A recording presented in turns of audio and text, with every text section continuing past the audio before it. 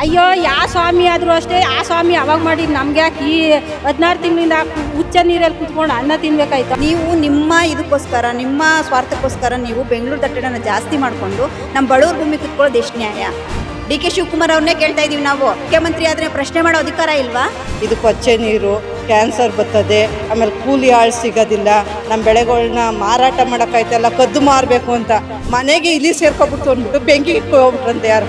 ನೀವು ಒಂದು ಅಂಗ್ಲ ಭೂಮಿಗೆ ಬಿಡಬೇಡ್ರಿ, ನೀವು ಅದು ಬೆಳೀರಿ ಇದು ಬೆಳೀರಿ ಅಂತ ಹೇಳಕ್ಕೆ ಮಾತ್ರ ಗಣಸು.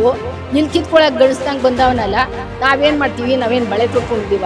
ನಾವು ಇರೋವರೆಗೂ ಭೂಮಿ ಅಂತೂ ಬಿಟ್ಕೊಡಕ್ಕೆ ಹೋಗಲ್ಲ. ಯಾರು ಏನು ಮಾಡ್ರಿ ಎದ್ಕೊಳ್ಳಲ್ಲ. ನಾವು ಡೆಲ್ಲಿ ಗಂಟ ಬೇಕಾರಾಗಲಿ ನಾವು ಹೋರಾಡ್ತೀವಿ. ನಾವು ರೈತರು ನಾವು ಭಿಕ್ಷೆ ಬೇಡ ಕಳ್ಸಲ್ಲ ಮೇಡಮ್. ನಮ್ಮ ಮಕ್ಕಳನ್ನ ಅವ್ರ ಮೇಲೆ ಇವ್ರು ಹಾಕ್ತಾರೆ, ಇವ್ರ ಮೇಲೆ ಅವ್ರು ಹಾಕ್ತಾವ್ರೆ. ಅವ್ರು ಮಾಡಿದ್ರಂತೆ ಇವ್ರು ಮುಂದುವರ್ಸ್ತಾರಂತೆ. ಅವ್ರದ್ದ ಕೇಳಿಲ್ಲ. ಇದು ಯಾವ ಥರ ಮೇಡಮ್? ಅವನು ಯಾಕೆ ಬರಲಿಲ್ಲ? ಅವನು ಯಾಕೆ ಬಂದು ಕೇಳಲಿಲ್ಲ? ಕೇಳಬೇಕಾಯ್ತು ಅಂತ ಅವನು ಏನು ಮಾಡ್ತಾನೋ ನೋಡೇ ಬಿಡ್ತೀವಿ. ಮೇಡಮ್ ನಮಸ್ತೆ. ಸರ್ಕಾರದ ನಿರ್ಧಾರ ಟೌನ್ಶಿಪ್ ಮಾಡೇ ಮಾಡ್ತೀವಿ ಅಂತ ಇಲ್ಲಿ ನೋಡಿದ್ರೆ ಒಂದಷ್ಟು ರೈತರು ಮಾತಾಡ್ಸಿದೀವಿ. ಹೈನುಗಾರಿಕೆಯಲ್ಲೇ ಜೀವನ ಮಾಡ್ಕೊಂಡು ಬದುಕು ಕಟ್ಕೊಳ್ತಾ ಇದ್ದಾರೆ. ಈಗ ಒಂದೇ ಒಂದು ಸಲಕ್ಕೆ ಬಂದು ಕಲ್ಲು ಹಾಕಿ ಬದುಕು ಕಿತ್ಕೊಳ್ಳೋ ಪ್ರಯತ್ನ ಮಾಡ್ತಿದ್ದಾರೆ ಅಂದ್ರೆ ಏನ್ ಅನ್ಸುತ್ತೆ? ಏನ್ ಮಾಡ್ತೀರಾ ಮುಂದೆ? ಏನು ಅನಿಸುತ್ತೆ ಅಂದರೆ ಮೇಡಮ್, ಇದು ನಾವು ಇವತ್ತಿಂದ ಜೀವನ ಮಾಡ್ತಾ ಇರೋದಲ್ಲ. ನಮ್ಮ ತಾತ ಮುತ್ತಾತರ ಕಾಲದಿಂದನೂ ಇದನ್ನೇ ನಮ್ಮ ಮೂಲ ಕಸುಬು ಬಂದು ವ್ಯವಸಾಯನೇ ಮ್ಯಾಮ್. ವ್ಯವಸಾಯ ಬಿಟ್ಟರೆ ಇಲ್ಲಿರೋರಿಗೆ ಬೇರೆ ಉದ್ಯೋಗ ಗೊತ್ತಿಲ್ಲ. ನಮ್ಮ ಎರಡೂ ಪಂಚಾಯತಿನಲ್ಲಿ ಮೂಲ ಉದ್ಯೋಗ ಅಂದರೆ ಈಗ ಹೆಣ್ಮಕ್ಳು ಸ್ವಾವಲಂಬಿಗಳಾಗಿ ಜೀವನ ಮಾಡ್ತಾ ಇರೋದು ಹೈನುಗಾರಿಕೆ ಮತ್ತು ರೇಷ್ಮೆಯಿಂದ ಮ್ಯಾಮ್. ನೀವು ನೋಡ್ಬೋದು, ಬೇಕಾದ್ರೆ ಎಲ್ಲ ಭಾಗದಲ್ಲೂ ನಾವು ಇಲ್ಲಿ ಸ್ಥಳೀಯವಾಗಿ ನೀವೇನಾದರೂ ನೋಡಿದರೆ, ನೀವು ಗಮನಿಸಿದರೆ ಅದು ನಿಮ್ಗೆ ಗೊತ್ತಿರುತ್ತೆ. ಇಲ್ಲಿ ಎಲ್ಲರ ಮನೇಲೂ ಪ್ರತಿಯೊಬ್ಬರು ಮನೇಲೂ ಹಸು ಇದೆ ಮ್ಯಾಮ್. ಪ್ರತಿಯೊಬ್ಬರೂ ಹಸು ಇಟ್ಕೊಂಡು ಹಾಲು ಹಾಕ್ಕೊಂಡು ನಮ್ಮ ಎರಡೂ ಪಂಚಾಯತಿಯಿಂದ ತಿಂಗಳಿಗೆ 6 ಲಕ್ಷ ಲೀಟರು ಹಾಲು ಸರಬರಾಜು ಆಗ್ತಾ ಇದೆ ಮ್ಯಾಮ್.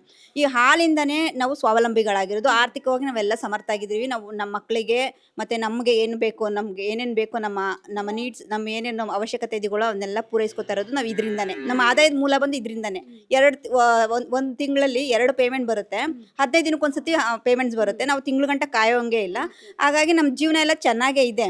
ಆದರೆ ಈ ಸರ್ಕಾರ ಏನು ಮಾಡ್ತಾ ಇದೆ, ಬೆಂಗಳೂರಲ್ಲಿ ಒತ್ತಡ ಜಾಸ್ತಿ ಆಗಿದೆ ಅಂತ ಹೇಳ್ತಾ ಇದ್ದಾರಲ್ಲ, ಅದಕ್ಕೆ ಪೂರಕವಾಗಿ ಏನು ಮಾಡಬೇಕು ಅದನ್ನು ಮಾಡಬೇಕು. ಅದನ್ನು ಬಿಟ್ಬಿಟ್ಟು ನಾವಿಲ್ಲಿ ಅವ್ರನ್ನ ಅಲ್ಲಿ ಜನನ ಸೇರಿಸ್ಕೊಂಡು ನಾವು ಭೂಮಿ, ನಾವು ರೈತರೆಲ್ಲ ನಾವು ಭೂಮಿ ಕೊಡ್ತೀವಿ, ನೀವು ಅಲ್ಲಿ ದಟ್ಟಣೆನ ಕಡಿಮೆ ಮಾಡ್ಕೊಳ್ಳಿ ಅಂತ ನಾವು ಕರೆದಿಲ್ಲ ಮ್ಯಾಮ್. ನೀವು ನಿಮ್ಮ ಇದಕ್ಕೋಸ್ಕರ, ನಿಮ್ಮ ಸ್ವಾರ್ಥಕ್ಕೋಸ್ಕರ ನೀವು ಬೆಂಗಳೂರು ದಟ್ಟಣೆನ ಜಾಸ್ತಿ ಮಾಡಿಕೊಂಡು ನಮ್ಮ ಬಡವ್ರ ಭೂಮಿ ಕಿತ್ಕೊಳ್ಳೋದು ಎಷ್ಟು ನ್ಯಾಯ? ನಾವು ಭೂಮಿ ಯಾವುದೇ ಕಾರಣಕ್ಕೂ ಕೊಡಲ್ಲ ಮ್ಯಾಮ್. ಇಲ್ಲಿ ನಾವು ಸಮೃದ್ಧವಾಗಿದ್ದೀವಿ. ನಮ್ಗೆ ಯಾವುದೇ AICT ITCT ಯಾವುದ್ರ ಅವಶ್ಯಕತೆನೂ ಇಲ್ಲ. ನಾವು ಸಮೃದ್ಧವಾಗಿ ನಮ್ಮ ಜೀವನ ಮಾಡ್ಕೊಂಡು ಹೋಗ್ತಾ ಇದ್ದೀವಿ. ನಮ್ಮ ಅಸ್ತಿತ್ವನ ನಾವು ಬಿಟ್ಕೊಡಕ್ಕೆ ರೆಡಿ ಇಲ್ಲ ಮ್ಯಾಮ್. ನಾವು ಆರ್ಥಿಕವಾಗಿ ಸಬಲರಾಗಿದ್ದೀವಿ. ನಮ್ಗೆ ಯಾವುದೇ ಇಂಥ ಸಿಟಿಗಳ ಬಗ್ಗೆ, ಇಂಥ ಸಿಟಿ ಅವಶ್ಯಕತೆ ನಮಗಿಲ್ಲ ಮ್ಯಾಮ್. ಈಗ ಒಂದ್ ಕಡೆ ಚಾಲೆಂಜ್ ಹಾಕ್ಬಿಟ್ಟಿದ್ದಾರೆ. ಈಗ ಮುಂಚೆ ನಿಮ್ಗೂ ಗೊತ್ತು, ಡಿ ಕೆ ಶಿವಕುಮಾರ್ ಅವರು CM ಆಗೋಕ್ಕೂ ಮುಂಚೆ DCM ಆಗಿದ್ದಾಗ ಹೇಳಿದ್ರು. ಈಗ CM ಆದ್ಮೇಲೂ ಕೂಡ ಅದೇ ಮಾತು. ಫೈನಲ್ ನೋಟಿಫಿಕೇಶನ್ ಕೊಟ್ಟಿದ್ದಾರೆ. ಕೆಲವು ಕಡೆ ಬಂಜರು ಭೂಮಿ ಅಂತ ನೋಟಿಸ್ ಕೊಟ್ಟಿದ್ದಾರೆ. ಇನ್ನು ಇಷ್ಟೆಲ್ಲ ಆಗಿ ರೈತರು ಅಷ್ಟೊಂದು ಕಾಡಿ ಬೇಡಿದ್ರು ಇನ್ನೂ ಅವರಿಗೆ ಇದ್ರ ಬಗ್ಗೆ ಅರಿವಾಗಿಲ್ಲ ಅಂದ್ರೆ ಹೇಗೆ ಮುಂದೆ? ಅದೇನಂದ್ರೆ ಹೇಗೆ ಮಾಡಿಸ್ತೀರಾ? ಎಲ್ಲಾ ಥರದಲ್ಲೂ ಹೇಳಿದೀರಾ ಅಲ್ವಾ? 16 ತಿಂಗಳಿಂದ ನಾವು ರೈತರ ಸಂಘ ಕಟ್ಕೊಂಡು ಹೋರಾಟ ಮಾಡ್ತಾ ಇದೀವಿ ಮ್ಯಾಮ್. ಮತ್ತೆ ಇದು ತಿಳಿಸೋ ಪ್ರಯತ್ನನೂ ಕೂಡ ಮಾಡಿದೀವಿ. ಅವರು ನಮ್ಮನ್ನ ಕರೆದ್ರು ಮೇಡಮ್. ಇವರು ನಾವು ರಸ್ತೆ ತಡೆ ಮಾಡಿದಾಗ ಅವರು ಪೊಲೀಸ್ ಆಫೀಸರ್ ಏನು ಹೇಳಿದ್ರು, ವಿಜಯ್ ಕುಮಾರ್ ಸರ್ ಅವರು ಹೇಳು, ನಿಮಗೊಂದು ಅಪಾಯಿಂಟ್ಮೆಂಟ್ ಕೊಡಿಸ್ತೀನಿ ಅಂತ ನಮ್ಮನ್ನ ಕರೆದಿದ್ರು. ನಾನು ಹೋಗಿದ್ದೆ. ಅವ್ರದ್ದು ಗ್ಲೋಬಲ್ ಕಾಲೇಜಿಗೆ ಕರ್ಕೊಂಡೋದ್ರು. ಅವ್ರು ಹೇಳಿದ್ರು, ಏನಂತ ಹೇಳಿದ್ರು, ನಿಮ್ಮ ಒಂದು ಅಧಿಕಾರಿನ ನೇಮಕ ಮಾಡ್ತೀನಿ. ಇಲ್ಲಿ ಯಾವ ಥರ ಇದೆ, ನೀವು ಯಾವ ಥರ ಇದೆ ಭೂಮಿ, ಫಲವತ್ತಾಗಿದೆಯಾ ಇಲ್ವಾ, ಏನಿದೆ ನಿಮ್ಮದು ವ್ಯವಸಾಯ ಏನಿದೆ ಅದ್ರ ಬಗ್ಗೆ ಎಲ್ಲ ಒಂದು ತನಿಖೆ ಮಾಡಿಸ್ತೀನಿ. ಅಲ್ಲೇ ಕೂಡ ಒಂದು ಅಧಿಕಾರಿಗೆ ಫೋನ್ ಮಾಡಿದ್ರು, ರಂಗಪ್ಪ ಅವರು ಅಂತ KS ಅಧಿಕಾರಿ. ಅವ್ರು ಫೋನ್ ಮಾಡಿಬಿಟ್ಟು ನಮಗೆ ಸ್ಪೀಕರ್ ಹಾಕಿ ಮಾತಾಡ್ಸಿದ್ರು. ಇದನ್ನ ಒಂದು ಕಮಿಟಿ ಥರ ಮಾಡ್ತೀನಿ, ಅದ್ರ ಬಗ್ಗೆ ಎಲ್ಲ ಚರ್ಚೆ ಮಾಡಿಸ್ತೀನಿ. ಅವ್ರೇನು ರಿಪೋರ್ಟ್ ಕೊಡ್ತಾರೋ ಅದ್ರ ಮೇಲೆ ನಿಮಗೆ ನಾನು ಫೇವರಾಗಿ ಮಾಡಿಕೊಡ್ತೀನಿ. ನಿಮ್ಗೆ ಅನುಕೂಲ, ರೈತರಿಗೆ ನಾನು ಮೋಸ ಮಾಡಲ್ಲ, ನಾನು ರೈತರಿಗೆ ಅನುಕೂಲ ಮಾಡಿಕೊಡ್ತೀನಿ ಅಂತ ಕಳಿಸಿದ್ರು. ಅದು ಕಳಿಸಿದ 2ನೇ ದಿನಕ್ಕೆ ಮತ್ತೆ ಮೀಟಿಂಗ್ ಕರೆದು ಪರ ಇದ್ದಾರೆ, ನಾನು ಇದು ಫೈನಲ್ ನೋಟಿಫಿಕೇಶನ್ ಹೊರಡಿಸ್ತೀನಿ, ದುಡ್ಡು ಹಾಕ್ಸ್ತೀನಿ ಅಂತ ಮೀಟಿಂಗ್ ಮಾಡಿದ್ದಾರೆ. ಇದೆಷ್ಟು ಮಟ್ಟಕ್ಕೆ ಸರಿ ಮೇಡಮ್? ಡಿ ಕೆ ಶಿವಕುಮಾರ್ ಅವ್ರನ್ನೇ ಕೇಳ್ತಾ ಇದೀವಿ ನಾವು ಮುಖ್ಯಮಂತ್ರಿ ಆದ್ರೆ ಪ್ರಶ್ನೆ ಮಾಡೋ ಅಧಿಕಾರ ಇಲ್ವಾ? ನಮಗೆ ಪ್ರಶ್ನೆ ಮಾಡೋ ಈ ಪ್ರಜಾಪ್ರಭುತ್ವದಲ್ಲಿ ನಮ್ಗೆ ಪ್ರಶ್ನೆ ಮಾಡೋ ಅಧಿಕಾರ ಇಲ್ವಾ ಮ್ಯಾಮ್? ಖಂಡಿತ ಇದೆ. ನಿಮ್ ಜಮೀನ್ ನೀವು ಉಳಿಸ್ಕೊಳಕ್ ಅವ್ರಿಗೆ ಬೇಡಬೇಕು ಅನ್ನೋ ಪರಿಸ್ಥಿತಿ. ನಾವೀಗ ಮ್ಯಾಮ್, ಈಗ ನಾವು ಭೂಮಿ ಇಡಬೇಕು ಅಂತ ಹೇಳ್ತಾ ಇರೋದು ಏನಕ್ಕೋಸ್ಕರ? ನಮ್ಮ ಮಕ್ಳಿಗೋಸ್ಕರ, ನಮ್ಮ ಮಕ್ಳ ಮುಂದೆ ಅವ್ರ ಭವಿಷ್ಯಕ್ಕೋಸ್ಕರ ನಾವು ಈ ಭೂಮಿ ನಮ್ಗೆ ಬೇಕೇ ಬೇಕು. ನಮ್ಮ ಜೊತೆಗೆ ನಮ್ಮ ಮಕ್ಳು ಕೂಡ ಇದರಿಂದ ಒಂದು ಇದು ಇದೆ, ಅವ್ರಿಗೆ ಮುಂದಕ್ಕೆ ಒಂದು ಅನುಕೂಲ ಇದೆ ಮೇಡಮ್. ಇವಾಗ IT BT ಸೆಕ್ಟರ್ ನಿಮ್ಗೆ ಗೊತ್ತಿದೆ, ಸಾಫ್ಟ್ವೇರ್ ಕಂಪ್ನಿ ಎಲ್ಲ ಬಿದ್ದೋಯ್ತು. ಲೇ ಆಫ್ ಆಯಿತು. ರಾತ್ರೋರಾತ್ರಿ ಕಂಪ್ನಿಲಿ ಕೆಲಸಗಾರನೆಲ್ಲ ತೆಗ್ದಾಕ್ಬಿಟ್ರು. ನಮ್ಮ ಮಕ್ಳಿಗೆ ನಾಳೆ ದಿನ ಇದೇ ಪರಿಸ್ಥಿತಿ ಬರುತ್ತೆ. ಎಜುಕೇಷನ್ ಕೊಡ್ಸಿರ್ತೀವಿ, ಕೆಲಸ ಇರಲ್ಲ. ಅವ್ರು ಏನು ಮಾಡ್ತಾರೆ ಮೇಡಮ್? ನಮ್ಮ ಕಾಲಕ್ಕೆ ಇವಾಗ ನಾವು ಅವ್ರು ಕೊಡೋ ದುಡ್ಡೆಲ್ಲ ನಾವೇ ತಿಂದ್ಬಿಟ್ಟು ತೆಗ್ಬಿಟ್ರೆ ನಮ್ಮ ಮಕ್ಳು ಏನು ಮಾಡ್ತಾರೆ? ಅವ್ರ ಕೆಲಸ ಏನು ಮೇಡಮ್? ಇವ್ರ ಕೆಲಸ ಭಿಕ್ಷೆ ಬೇಡ ಕಳಿಸ್ಬೇಕಾ ನಾವು ರೈತರು? ನಾವು ಭಿಕ್ಷೆ ಬೇಡ ಕಳಿಸಲ್ಲ ಮೇಡಮ್. ನಮ್ಮ ಮಕ್ಳನ್ನ ಸ್ವಾವಲಂಬಿಗಳಾಗಿ ಜೀವನ ಮಾಡೋಂಥದ್ದು ನಾವು ಕಲಿಸಿದ್ದೀವಿ. ಚಿಕ್ಕ ವಯಸ್ಸಿಂದ ನಾವು ಕಲ್ತಿದ್ದೀವಿ, ನಾವು ಕಲ್ತ್ಕೊಂಡ್ಬಂದಿದ್ದೀವಿ. ನಮಗೆ ಈ ಸಿಟಿ ಪಟ್ಟಿ ಈ ರಾಜಕೀಯ ವ್ಯಕ್ತಿಗಳು ನಮಗೇನು ನಮ್ಗೆ ಅವಶ್ಯಕತೆ ಇಲ್ಲ ಮೇಡಮ್. ಇವ್ರು ಏನಾದರೂ ಮಾಡ್ಕೊಂಡು ಇವ್ರು ರಾಜಕೀಯ ಅವ್ರ ಮೇಲೆ ಇವ್ರು ಹಾಕ್ತಾರೆ, ಇವ್ರ ಮೇಲೆ ಅವ್ರು ಹಾಕ್ತಾವ್ರೆ. ಅವ್ರು ಮಾಡಿದ್ರಂತೆ ಇವ್ರು ಮುಂದುವರಿಸ್ತಾರಂತೆ. ಅವ್ರದ್ದ ಕೇಳಲಿಲ್ಲ. ಇದು ಯಾವ್ದು ಥರ ಮೇಡಮ್? ಅವ್ರು ಮಾಡಿದ್ರೆ ಇವ್ರು ಕಂಟಿನ್ಯೂ ಮಾಡ್ಕೊಂಡು ಹೋಗ್ಬೇಕು ಅಂತ ಏನಾದ್ರು ರೂಲ್ಸ್ ಇದೆಯಾ ಮ್ಯಾಮ್? ಇವ್ರಿಗೇನು ರೈತರ ಪರ ಕಾಳಜಿ ಇಲ್ವಾ? ಇವ್ರಿಗೆ ರೈತರ ಬಗ್ಗೆ ಗೊತ್ತಿಲ್ವಾ ಮೇಡಮ್? ಇವ್ರಿಗೆ ಬಂದು ಗ್ರೌಂಡ್ ರಿಪೋರ್ಟ್ ಮಾಡ್ತೀವಿ ಅಂದವರು 3 ದಿನಕ್ಕೆ ನಾವು ಫೈನಲ್ ನೋಟಿಫಿಕೇಶನ್ ಮಾಡಿಸ್ತೀವಿ ಅಂತ ಮಾಡಿದ್ದಾರೆ. ಈಗ JDSನವರು ಸಪೋರ್ಟ್ ಮಾಡ್ತಿದ್ದಾರೆ. ಕುಮಾರಸ್ವಾಮಿ ಅವರು ಹೇಳಿದ್ರು, ನಾನಿದ್ದ ಅವಧಿಯಲ್ಲೇ ಪರಿಸ್ಥಿತಿ ಬೇರೆ ಇತ್ತು, ಇವಾಗಲೇ ಬೇರೆ ಥರ. ಆವಾಗ ಏನಾಗಿತ್ತು ಅಂದರೆ ಮೇಡಮ್, ಅವಾಗ ಅವರು 12 ಲಕ್ಷದಿಂದ 30 ಲಕ್ಷ 27ರಿಂದ 30 ಲಕ್ಷ ಕೊಡ್ತೀವಿ ಅಂತ ಹೇಳಿದರು. ಆವಾಗ ಮೇಡಮ್ ಎಲ್ಲ ಕಡೆನೂ ಭೂಮಿ ಸಿಗ್ತಾಯಿತ್ತು ನಮಗೆ. ಆರೋಳಿ ಇಂಡಸ್ಟ್ರಿಯಲ್ ಏರಿಯಾ ಇನ್ನೂ ಆಗಿರಲಿಲ್ಲ, ಬಿಡದಿ ಇಂಡಸ್ಟ್ರಿಯಲ್ ಏರಿಯಾ ಆಗಿರಲಿಲ್ಲ. ಅವಾಗೆಲ್ಲ ನಮಗೆ ಭೂಮಿ ಸಿಗ್ತಾಯಿತ್ತು. ಲಕ್ಷಕ್ಕೆ 1 ಎಕರೆಗೆ 1 ಲಕ್ಷಕ್ಕೆ ಭೂಮಿ ಸಿಗ್ತಾಯಿತ್ತು. ಅದು ವ್ಯವಸಾಯದ ಭೂಮಿನೇ ಸಿಗ್ತಾಯಿತ್ತು. ಈಗ ಇಲ್ಲೇನಾಗಿದೆ ಅಂದರೆ, ಇಲ್ಲಿಂದ ನಮ್ಮ ಬಾರ್ಡರ್ ಕ್ರಾಸ್ ಮಾಡಿದ್ರೆ ಈಗ ಏನು ಅಕ್ವೈರ್ ಅಂತ ಮಾಡ್ಕೊಳ್ಳೋಕ್ಕೆ ಅಂತ ಒಂದು ಭೂಮಿನ ಫಿಕ್ಸ್ ಮಾಡಿದಾರಲ್ಲ, ಅದರಿಂದ ಹೋದ್ರೆ 8 ಕೋಟಿ 1 ಎಕರೆ ಭೂಮಿ. ಅದು ವ್ಯವಸಾಯಕ್ಕೆ ಯೋಗ್ಯವಾಗಿರೋ ಭೂಮಿ ಅಲ್ಲ. ಈಗೆಲ್ಲ ಇಂಡಸ್ಟ್ರೀಸ್ ಎಲ್ಲ ಆಗಿದೆ. ನಾವು ವ್ಯವಸಾಯನ ನಂಬ್ಕೊಂಡಿರೋರು ಎಲ್ಲೋಗಿ ವ್ಯವಸಾಯದ ಭೂಮಿನ ಎಲ್ಲಿ ಹುಡ್ಕೋಣ? ಈಗ ನಮ್ದು ಇಲ್ಲಿ ಏನಂದರೆ, ಇನ್ನೊಂದು ಮೇಜರ್ ಥಿಂಗ್ ಏನಂದರೆ, ಮುಖ್ಯವಾಗಿರೋದೇನೆಂದರೆ, ಇಲ್ಲಿ ನಮಗೆ ಯಾವುದೇ ಇದು ಪ್ರಕೃತಿ ವಿಕೋಪದಂಥಗಳು ಯಾವುದಿಲ್ಲ. ನಮಗೆ ಸಮುದ್ರ ಏನಿಲ್ಲ, ಆಮೇಲೆ ಬೆಟ್ಟ ಕುಸಿತಿದೆ ಅನ್ನೋದು ಆ ಸಮಸ್ಯೆ ಇಲ್ಲ, ಆಮೇಲೆ ಕಾಡು ಪ್ರಾಣಿಗಳ ಕಾಟ ಇಲ್ಲ. ನಾವಿಲ್ಲಿ ಸಮೃದ್ಧವಾಗಿ ಸುರಕ್ಷಿತವಾಗಿದ್ದೀವಿ. ನಾವು ಇಂಥ ಭೂಮಿನೇ ಬೇಕಾ ಅವ್ರಿಗೆ? ನಮ್ಮ ಭೂಮಿ ಇಲ್ಲಿ 9,640 ಎಕರೆ ಕಿತ್ಕೊಂಡು ಇಲ್ಲಿ 7,000 ಜನನ ಬೀದಿಗೆ ತಳ್ಳಿ ಇವ್ರು ಯಾವುದು ಇವರು ಇದು ಮಾಡೋವಂಥದ್ದು ಮ್ಯಾಮ್? ಇವ್ರಿಗೆ AICT ಮಾಡೋವಂಥದ್ದು ಏನು ಅವಶ್ಯಕತೆ ಇದೆ ಮ್ಯಾಮ್? ಇಷ್ಟು ಜನರ ಜೀವನ ನೋಡ್ಬೇಕಲ್ವಾ ಅವರು? ಕೇವಲ ಮಾತ್ರ ಬೆಂಗಳೂರಿಗೆ ಮಾತ್ರನೇ ಇವ್ರು ಮುಖ್ಯಮಂತ್ರಿ ಆಗಿರೋದು. ಕನಕಪುರದ ಭಾಗದಲ್ಲಿ ಹೇಳ್ತಾರೆ, ಭೂಮಿನ ಕಳ್ಕೊಬೇಡಿ, ನೀವು ಯಾರು ಬೆಂಗಳೂರು ಕಡೆ ಬರಬೇಡಿ, ನೀವು ಇಲ್ಲೇ ವ್ಯವಸಾಯ ಮಾಡ್ಕೊಂಡಿರಿ ಅಂತಾರೆ. ನಾವೇನು ಮಾಡಿದ್ದೀವಿ? ಇಂಥ 2 ಧೋರಣೆ ಯಾಕೆ ಮ್ಯಾಮ್? ರೈತರಂದ್ರೆ ರೈತರು, ಎಲ್ಲ ರೈತರು ಒಂದೇ ಅಲ್ವಾ ಮ್ಯಾಮ್? ಇವಾಗ ನೆಕ್ಸ್ಟ್ ಏನು? ಇವಾಗ ಹೋರಾಟ ಮಾಡಿ ನಾವು ಈಗ ಮ್ಯಾಮ್ ಈಗ ಎಲ್ಲ ಆಗಿದೆ ಮ್ಯಾಮ್. ನಾವು ಸಿದ್ದರಾಮಯ್ಯ ಅವರು ಮುಖ್ಯಮಂತ್ರಿ ಆಗಿದ್ದಾಗೂ ಅವಾಗೂ ಕೂಡ ಅವರು ಈಗ ಇದ್ರ ಹತ್ರ ಬಂದಿದ್ರು, ಏನು ಈಗಲ್ಟನ್ ಅಲ್ಲ, ವಂಡರ್ಲಾ ಹತ್ರ ಬಂದಿದ್ರು. ಅವ್ರನ್ನ ಕೂಡ ಮೀಟ್ ಮಾಡಿದ್ದೀವಿ. ಅವ್ರಿಗೂ ಕೂಡ ಮನವಿ ಸಲ್ಲಿಸಿದ್ದೀವಿ. ರಾಜ್ಯಪಾಲರು ಕಳಿಸಿದ್ದೀವಿ, ಸ್ವತಃ DK ಶಿವಕುಮಾರ್ ಅವ್ರಿಗೂ ಕಳಿಸಿದ್ದೀವಿ. ಎಲ್ರಿಗೂ DC ಅವ್ರು ಕೊಟ್ಟಿದ್ದೀವಿ, GBD ಆಫೀಸರ್ ಕೊಟ್ಟಿದ್ದೀವಿ, ಬಾಲಕೃಷ್ಣ ಅವ್ರು ಕೊಟ್ಟಿದ್ದೀವಿ, ಎಲ್ರಿಗೂ ಕೊಟ್ಟಿದ್ದೀವಿ. ಇನ್ನು ಮುಂದೆ ಇನ್ನೇನಿಲ್ಲ ಮೇಡಮ್. ಇನ್ನು ಕಾನೂನು ಭರವಸೆ ಇದೆಯಾ? ಇಲ್ಲ, ನಮ್ಮ ಜಮೀನು ನಾವು ಉಳಿಸ್ಕೋತೀವಿ ಮ್ಯಾಮ್. ನಮಗೆ ಭರವಸೆ ಇದೆ. ನಾವು ಕಾನೂನಾತ್ಮಕ ಹೋರಾಟಕ್ಕೆ ಸಿದ್ಧರಿದ್ದೀವಿ. ಇನ್ನೇನಿಲ್ಲ, ನಾವು ಕಾನೂನು ಮೂಲಕನೇ ಹೋಗೋಕ್ಕೆ ರೆಡಿ ಆಗಿದ್ದೀವಿ. ಇವಾಗ ಇಷ್ಟೆಲ್ಲ ಮನವಿ ಕೊಟ್ಟಾದ್ಮೇಲೆ ಅವ್ರು ಬಗ್ಲಿಲ್ಲ ಅಂದಮೇಲೆ ನಾವು ರೆಡಿ ಇಲ್ಲ ಮೇಡಮ್. ನಾವು ಕೊಡೋದು ಇಲ್ಲ. ನಾವು ಇದನ್ನ ಉಳಿಸ್ಕೋತೀವಿ ಅಂತ ನಮ್ಗೆ ನಂಬಿಕೆ ಇದೆ. ಹಂಗಿದ್ದಕ್ಕೆ ನಾವು 16 ತಿಂಗಳಿಂದ ನಾವು ಹೋರಾಟ ಮಾಡ್ಕೊಂಡು ಬರ್ತಾ ಇರೋದು. ನಮಗೆ ಎಲ್ಲ ಇವರು ಸಪೋರ್ಟರ್ಸ್ ಇದ್ದಾರೆ ನಮಗೆ. ಯಾಕೆಂದರೆ ಎಲ್ಲ ಸಂಘಟನೆಗಳು, ರೈತಪರ ಸಂಘಟನೆಗಳು ಎಲ್ಲರೂ ನಮ್ಗೆ ಸಪೋರ್ಟ್ ಮಾಡ್ತಾ ಇದ್ದಾರೆ. ನಾವಿನ್ನೂ ನಮ್ಮ ಹೋರಾಟನ ಹೆಚ್ಚಿಗೆ ಮಾಡ್ತೀವಿ ಹೊರತು ನಾವು ಹಿಂದೆ ಹೆಜ್ಜೆ ಇಡೋ ಇದಿಲ್ಲ ಮೇಡಮ್. ಇದನ್ನ ಈ ಪ್ರಾಜೆಕ್ಟ್ನ ಅವ್ರು ಕೈ ಬಿಡೋ ಥರ ಮಾಡ್ತೀವಿ. ಕಾನೂನಾತ್ಮಕ ಹೋರಾಟ ನಾವು ಮುಂದಕ್ಕೆ ಎಲ್ಲರೂ ಸಿದ್ಧ ಇದ್ದೀವಿ ಮೇಡಮ್. ನಾವು 16 ತಿಂಗಳಿಂದ ಅಲ್ಲಿ ಬೀದಿ ರಸ್ತೆ ಬದಿಲಿ ಕುತ್ಕೊಂಡು ಹೆಂಗಸರು, ಮಕ್ಕಳು, ವಯಸ್ಸಾದವರು, ನಮ್ಮ ಮಕ್ಳುಗಳ್ಗೆ ಏನು ಬೆಳಗ್ಗೆ ಒಂದು ಕಾಲೇಜ್ಗೆ ಸ್ಕೂಲ್ಗೆ ಕಳಿಸ್ಬೇಕು ಅಂದರೆ ನಾವು ಊಟ ತಿನ್ನೋದು ವ್ಯವಸ್ಥೆ ಬೇಗ ಹತ್ರವಾಗಿ ಮಾಡಿ, ನಮ್ಮ ದನ ಕರುಗಳಿಗೆಲ್ಲ ಸೊಪ್ಪು ಮೇವು ನೋಡಿ, ರೇಷ್ಮೆ ಸಾಕುವಂಥವ್ರು ರೇಷ್ಮೆ ಸೊಪ್ಪೆಲ್ಲ ಕುಯ್ದು ನಮ್ಮ ಇಷ್ಟು ಕೆಲಸ. ಅದು ಇವಾಗ 1.5 ವರ್ಷದಿಂದ 4 ಗಂಟೆ ರಾತ್ರಿಗೆ ಹೇಳೋವಂಥ ಪರಿಸ್ಥಿತಿ ನಮ್ಮ ಈ 2 ಪಂಚಾಯತಿಲಿ. ರೈತ ಇವಾಗ ಭೂಸ್ವಾಧೀನದ ವಿರುದ್ಧವಾಗಿದ್ದೀವಲ್ಲ, ಆ ಮಹಿಳೆಯರಿಗೆಲ್ಲ 4 ಗಂಟೆಗೆ ರಾತ್ರಿಗೆ ಎದ್ದೇಳುವಂಥ ಪರಿಸ್ಥಿತಿ ಬಂದಿದೆ. ಯಾಕೆಂದರೆ ನಮ್ಮ ಕೆಲಸಗಳು ಮುಗಿಸ್ಬೇಕು.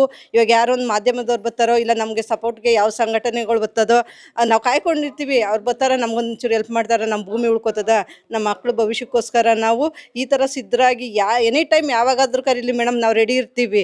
ಅಂಥದ್ರಲ್ಲಿ ನಾವು ಇಷ್ಟೆಲ್ಲ ಹೋರಾಟ ಮಾಡಬೇಕಾದ್ರೆ ಸರ್ಕಾರ ನಮ್ಮನ್ನ ಒಂದು ಪರಿಗಣನೆಗೆ ತಗೊಳ್ದಿರನೇ ಇವಾಗ ಎಲ್ಲೋ ಒಂದು 12 ಭಾಗದಷ್ಟು ಜನ, 100ರಲ್ಲಿ 12 ಭಾಗದಷ್ಟು ಜನ ಪರ ಇರೋರಿಗೋಸ್ಕರ ಅವ್ರಿಗೆ ಫೇವರ್ ಆಗೋಕ್ಕೆ ನಾವು ಏನು ಅಭಿವೃದ್ಧಿ ಹೊಂದಬೇಡ್ವಾ, ನಮ್ಮ ಮಕ್ಕಳನ್ನ ಅಭಿವೃದ್ಧಿ ಇದು ಮಾಡಬೇಡ್ವಾ, IT BT ಕಂಪ್ನಿಗಳಿಗೆ ಸೇರಿಸ್ಬೇಡ್ವಾ, ಇಲ್ಲಿರೋ ಇಷ್ಟು ಕೃಷಿಕರನ್ನ 5,000 ಕುಟುಂಬ ಕೃಷಿಕರನ್ನ ಒಕ್ಕಲೆಬ್ರಿಸ್ಬಿಟ್ಟು ಯಾರೋ ಒಬ್ಬರು ಇಬ್ಬರು ಮಾತಿಗೆ ನಮಗೆ ಐ ಟಿ ಬಿ ಟಿಲಿ ನನ್ನ ಮಕ್ಳಿಗೆ ಕೆಲಸ ಸಿಗ್ತದೆ, ಒಳ್ಳೆ ಎಜುಕೇಷನ್ ಕೊಡಿಸ್ಬೋದು. ಒಳ್ಳೆ ಎಜುಕೇಷನ್ ಅಂದರೆ ಏನು ಮೇಡಮ್? ನಾವಿವಾಗ ಹಸು ಸಾಕೊಂಡೇ ನಮ್ಮ ಮಗಳನ್ನ BSc ಅಗ್ರಿಕಲ್ಚರ್ ಮಾಡಿಸ್ತಾಯಿದ್ದೀವಿ. 4 ಲಕ್ಷ ಖರ್ಚು ಮಾಡಿ, ಮಗನಿಗೆ 1.5 ಲಕ್ಷ ಖರ್ಚು ಮಾಡಿ BCom ಮಾಡಿಸ್ತಾಯಿದ್ದೀವಿ. ಇದಕ್ಕಿಂತ ಒಳ್ಳೆ ಅಂದರೆ ಇನ್ನೂ ಇರ್ಬೋದು ಮೇಡಮ್. ನಮ್ಮ ರೈತರ ಮಟ್ಟಕ್ಕೆ ಇದೇ ನಮಗೆ ಹೆಚ್ಚಿಗೆ ಅನ್ನಿಸ್ತದೆ. ಇಷ್ಟೆಲ್ಲ ನಾವು ಈ ವ್ಯವಸಾಯದಿಂದ ಮಾಡ್ಕೊಂಡ್ಮೇಲೆ ನಾವು ಕೊಡೋಂಥ ಅವಶ್ಯಕತೆ, ಭೂಮಿ ಕೊಡೋಂಥ ಅವಶ್ಯಕತೆ ಏನೂ ಇಲ್ಲ ಮೇಡಮ್. ಇವಾಗ ಹೇಳ್ತಾರೆ ಕೆಲವರು, ಇದು ಕೊಚ್ಚೆ ನೀರು, ಕ್ಯಾನ್ಸರ್ ಬರ್ತದೆ, ಆಮೇಲೆ ಕೂಲಿ ಆಳು ಸಿಗೋದಿಲ್ಲ, ನಮ್ಮ ಬೆಳೆಗಳನ್ನ ಮಾರಾಟ ಮಾಡೋಕ್ಕಾಯ್ತಲ್ಲ, ಕದ್ದು ಮಾರಬೇಕು ಅಂತ. ಪಾಪ ಅವರೆಲ್ಲ ಏನೋ ಕದ್ದು ಅಡ್ರೆಸ್ಗಳು ಕೊಟ್ಟು ಬುರ್ಕಾಗಳು ಹಾಕ್ಕೊಂಡು ಕದ್ದು ಮಾರಾಟ ಮಾಡ್ತಾವ್ರೆ. ನಾವು ಹೇಳ್ತಾ ಇದ್ದೀವಿ, ನಮ್ಮ ಅಡ್ರೆಸ್ಸೇನೇ ನಮ್ಮ ಅಕೌಂಟ್ ನಂಬರ್ಗೆ ನಮ್ಮ ಹಾಲಿನ ದುಡ್ಡೆಲ್ಲ ಬರ್ತದೆ ಮೇಡಮ್. ಆಗಿದ್ದಾಗ ನಾವು ಯಾವುದೇ ಒಂದು ನಮಗೆ ಇವಾಗ ಇವರು ಪರ ಇರೋರು ಏನು ಹೇಳ್ತಾವ್ರೆ, ಈ ಥರ ಉಡಾಫೆ ಉದಾಹರಣೆಗಳನ್ನ ಕೊಟ್ಬಿಟ್ಟು ನಮ್ಮ ಜಮೀನು ತಗೊಬಿಟ್ರಪ್ಪ, ನಮ್ಮ ಇಲ್ಲಿ ವ್ಯವಸಾಯ ಮಾಡೋಕ್ಕಾಗತ್ತೆ ಅಲ್ಲ ಅಂತ ಹೇಳ್ತಾರೆ. ಇದು ಹೆಂಗೆ ಅಂದರೆ, ಮನೆಗೆ ಇಲಿ ಸೇರ್ಕೊಬಿಡ್ತು ಅಂದ್ಬಿಟ್ಟು ಬೆಂಕಿ ಇಟ್ಕೊಬಿಟ್ರಂತೆ ಯಾರು. ಇಲಿ ಓಡ್ಸೋಕ್ಕೋಸ್ಕರ ಮನೆಗೆ ಬೆಂಕಿ ಇಟ್ಕೊಬಿಟ್ರಂತೆ, ಇಲ್ಲಿ ಆಚ್ಕೋಗ್ಲಿ ಅಂದ್ಬಿಟ್ಟು. ಆ ಪರಿಸ್ಥಿತಿ ತಂದ್ಕೊಳ್ಳೋಕ್ಕೆ ಇವರು ಮಾತಾಡ್ತಾ ಇರೋ ಮಾತು. ಆದರೆ ನಮ್ಮ 82 ಭಾಗ ಜನ ರೈತರು ಏನಿದ್ದೀವಿ, ಈ ವಿರೋಧಿಸ್ತಾ ಇದ್ದೀವಿ. ನಾವು ಯಾವುದೇ ಕಾರಣಕ್ಕೂ ಈ ಭೂಮಿನ ಬಿಟ್ಕೊಡೋಕ್ಕೆ ರೆಡಿ ಇಲ್ಲ. ನಾವು ಎಲ್ಲಿವರೆಗಾದ್ರೂ ಹೋರಾಟ ಮಾಡ್ತೀವಿ, ಕಾನೂನಾತ್ಮಕವಾದ ಹೋರಾಟವನ್ನು ಮುಂದುವರಿಸ್ತೀವಿ ಮೇಡಮ್. ಅಜ್ಜಿ ತಾವೇನು ಹೇಳ್ತೀರಾ? ನಾವೇನವ ಹೇಳೋದು, ನಮಗೂ ಹೋರಾಡ್ತೀವಿ, ನಾವು ಮಾಡಬೇಕು, ನಮ್ಮ ಭೂಮಿ ನಮ್ಮ ಮಕ್ಕಳು ಉಳಿಸ್ಬೇಕು. ನಮಗೆ ವಯಸ್ಸಾಯಿತು, ನಮ್ಮ ಮಕ್ಕಳು ಏನು ಮಾಡ್ತಾರೆ, ಮೊಮ್ಮಕ್ಳು ಏನು ಮಾಡ್ತಾರೆ ಅನ್ನೋ ಆಸೆ ಅದೇ ನಮಗೆ. ನಮ್ಮ ಆಸೆ ಆಕಾಂಕ್ಷ ಥರ ನಾವು ಹೋರಾಟ ಮಾಡಬೇಕು ಅನ್ನೋ ಇಷ್ಟ ಅದೇ ನಮಗೆ. ಅದೇ ನೀವು ಇಷ್ಟು ವರ್ಷ ಉಳಿಸ್ಕೊಂಡು ಬಂದು ತಲೆಮಾರಿಗೆ ಆಗುತ್ತೆ ಅಂತ ಒಂದು ಆಸೆಲಿ ಇರ್ತೀರಾ, ನೋಡ್ಕೊಂಡು ಹೋಗ್ತಾರೆ. ಈ ಟೈಮಲ್ಲಿ ಬಂದು ಕಿತ್ಕೋತಾರೆ ಅಂದರೆ ನಮಗೆ ನೋವು. ಏಕೆ ಅವನ ಕಡೆನೇ ಇಲ್ವೇ, ಅಲ್ಲೇ ಮಾಡಲಿ ಬಿಡ್ರಿ. ಅವನ ಕಡೆ ಮಾತ್ರ 6 ಗಂಟ ನಮಗೆ ನೀವು ಒಂದು ಅಂಗ್ಲ ಭೂಮಿಗೆ ಬಿಡಬೇಡ್ರಿ, ನೀವು ಅದು ಬೆಳೀರಿ ಇದು ಬೆಳೀರಿ ಅಂತ ಹೇಳಕ್ಕೆ ಮಾತ್ರ ಗಣಸು. ಇಲ್ಲಿ ಕಿತ್ಕೊಳಕ್ಕೆ ಗಣಸ್ನಂಗೆ ಬಂದವನಲ್ಲ. ನಾವೇನು ಮಾಡ್ತೀವಿ, ನಾವೇನು ಬಳೆ ತೊಟ್ಕೊಂಡಿದ್ದೀವ? ನಾವು ಹೋರಾಟ ಮಾಡ್ತೀವಿ, ಅವನು ಏನು ಮಾಡ್ತಾನೋ ಬಿಡಲ್ಲ ನಾವು.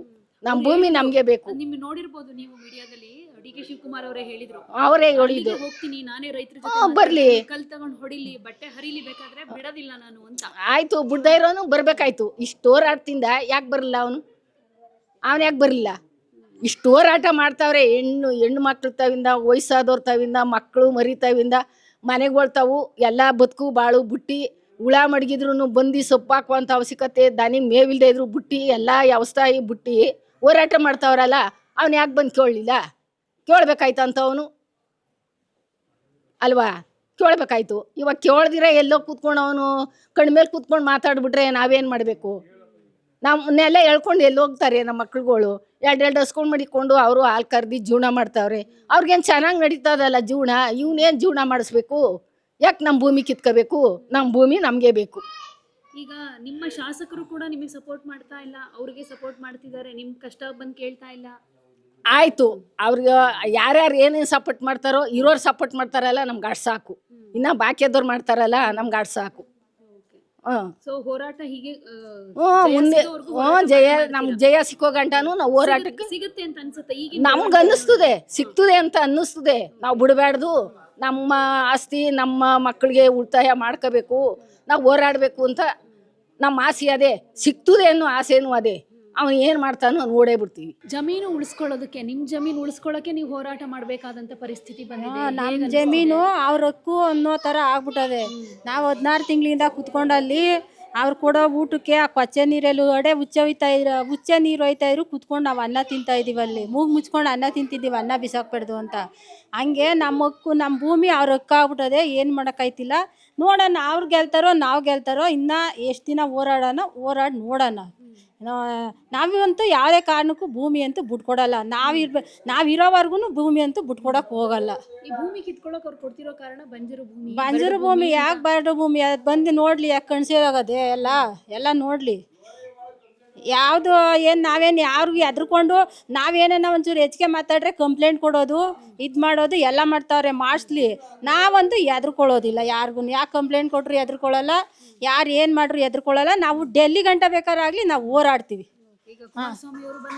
ಅಯ್ಯೋ, ಯಾವ ಸ್ವಾಮಿ ಆದರೂ ಅಷ್ಟೇ. ಆ ಸ್ವಾಮಿ ಅವಾಗ ಮಾಡಿದ್ದು ನಮ್ಗೆ ಯಾಕೆ? ಈ 16 ತಿಂಗಳಿಂದ ಹುಚ್ಚ ನೀರಲ್ಲಿ ಕುತ್ಕೊಂಡು ಅನ್ನ ತಿನ್ಬೇಕಾಯ್ತು. ಅವಾಗೇ ನಾವು ಅಕ್ವೈರ್ ಮಾಡ್ಕೊಬಿಟ್ಟಿದ್ರೆ ಇನ್ನೂ ಬೇಕಾದಂಗೆ ಜಮೀನು ತಗೊಂಡು ಸಮೃದ್ಧಿ ಆಗಿರೋವೆ ನಾವು.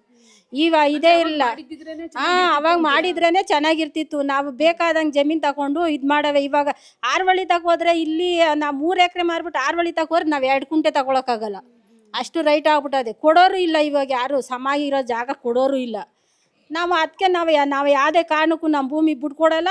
ನಾವು ಇರೋವರೆಗೂ, ನಾವು ಜೀವಂತ ಇರೋವರೆಗೂ ಬಿಟ್ಕೊಡಲ್ಲ, ಯಾವುದೇ ಕಾರಣಕ್ಕೂ ಬಿಟ್ಕೊಡಲ್ಲ ನಾವು.